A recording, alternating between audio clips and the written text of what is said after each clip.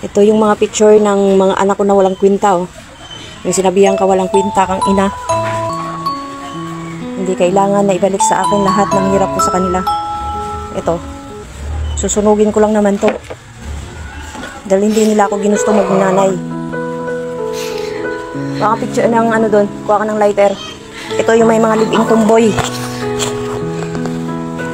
Yung hirap ko sa kanila hanggang sa pag-abroad ko walang nangyari. Pinaaral ko ngayon, sinabihan pa ako walang kwintang ina. Ito yung gagawin ko. Susunugin. Yung mga anak na walang kwenta, ako pa hinamon na lang kwintang ina.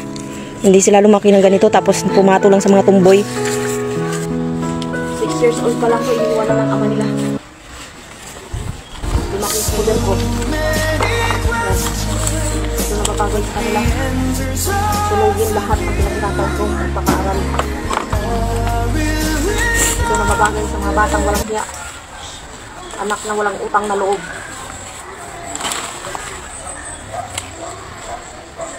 Ito nakikita nyo to. Ito na babagay sa inyo mga anak. Walang kwenta yung diploma nyo at award nyo. Yung mga bastos rin na naman kayo. Hindi ko pang hinayangan sinugin yan.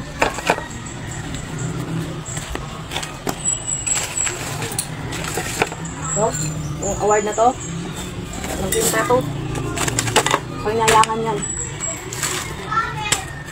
Sila yung nagpapasalamat, hindi nila ginusto maging nanay ako ito. Dahil itong mga anak na to, mga ambisyosa to, mga piling mayaman. Ito, piling mayaman to. Yan, mga bastos yan. Hindi nila ako ginusto maging nanay.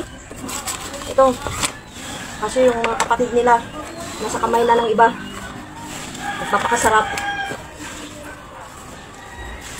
Hindi daw nila ginusto na ibalik lahat ng hirap ko sa kanila. Ito.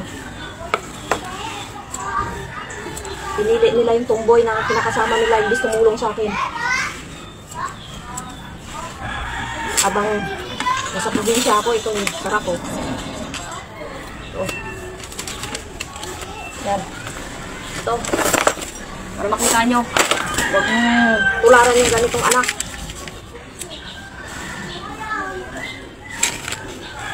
Ginansagan na yung medal. Pero bubo. Ano? Bubo.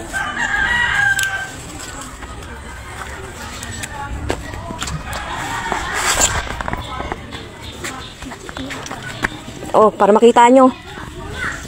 Anak na walang hiya.